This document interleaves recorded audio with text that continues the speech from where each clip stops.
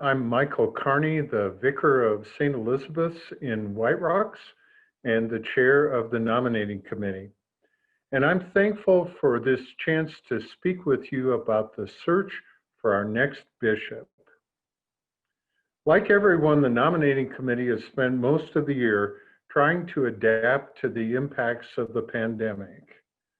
After a training retreat, our number one focus was hearing from you about who we are as the people of the Diocese of Utah, what we're passionate about in our churches, and the qualities we're looking for in our next bishop.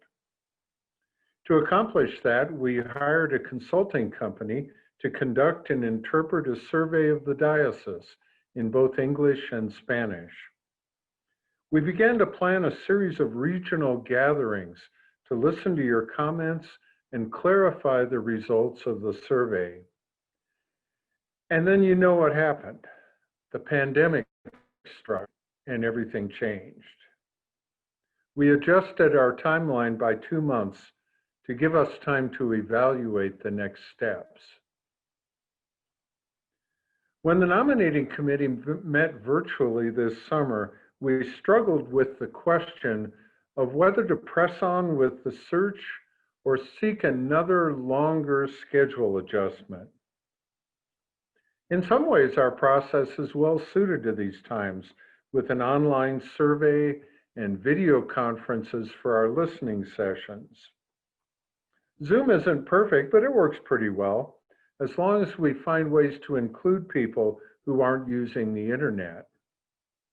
The same is true for receiving applications from candidates, watching their sermons online, and doing initial video interviews.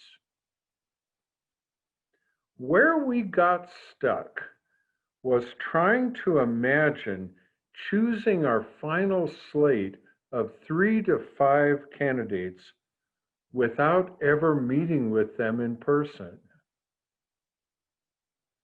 We intended to hold a 3-day retreat with up to 10 candidates, with presentations, Q&A sessions, worship, shared meals, and so forth. A lot of that could be done with Zoom, but we doubted whether we could really get to know them without informal times like sipping our morning coffee together, chatting between sessions, or sitting by the fireplace in the evening. And with the pandemic, we could not be sure it would be possible to have an in-person retreat this winter. Calling our next bishop is an important turning point in us, and we're committed to making that process the best it can possibly be. That's why we requested, and the standing committee approved, a further 9-month adjustment of the search calendar. Unfortunately, that means that the online survey won't begin until next March, and the consecration of our next bishop will take place late in the summer of 2022.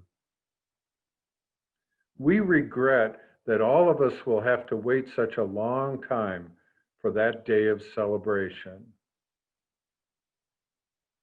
But I do have some good news for you.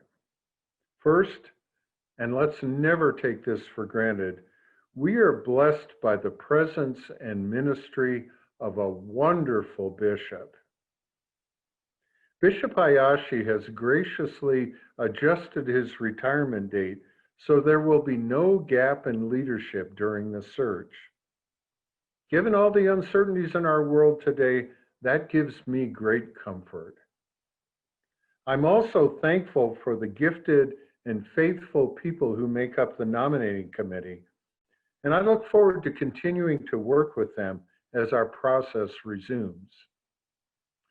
Now, if we were together in person right now, I'd be leading the applause for Bishop Hayashi and the nominating committee members, but on Zoom, maybe we could just all wave a little bit to express our appreciation. Let's not forget that along with the many challenges we face, this is also a moment of opportunity. an opportunity to grow in faith, to engage more deeply with our communities, and to reinvent what the church will look like in the 21st century. Once again, I'm reminded of Dr. Fossey's observation that the virus is in charge, not us. We've already been adapting in so many ways. Let's see where this can take us in the months ahead. Before we know it, February will come and you'll be hearing from the nominating committee about the online survey.